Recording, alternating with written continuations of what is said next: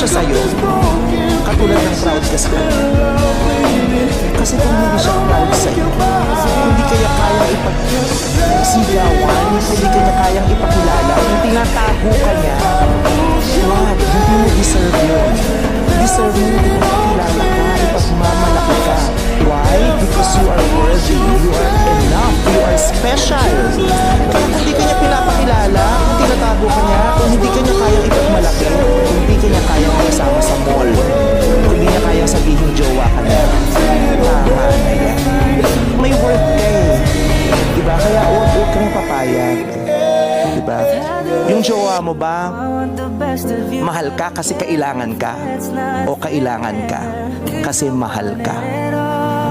Dapat yun ang maramdaman mo, kailangan niya ako kasi mahal niya ako. Ang sakit-sakit nung, kaya niya pinipilit mahalin ako kasi kailangan niya ako.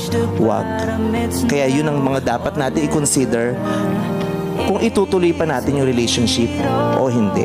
Kasi may mga relationship na gusto sana nating ituloy na kala natin special pero hindi eh.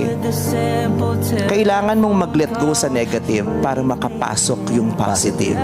May mga negative tayong pinipilit hawakan kasi kala natin yun na pero hindi. Kailangan pag-isipan mo kasi baka kailangan mong i-let go yan dahil nag-aantay lang yung positive sa labas, di siya makapasok kasi nakabara yung negative. Diba? And always remember, we deserve that beautiful love. Hindi natin deserve yung painful. May pain sa love ha, kasama yun ha. Pero dapat mas lamang yung beautiful kaysa sa ugly. Tama.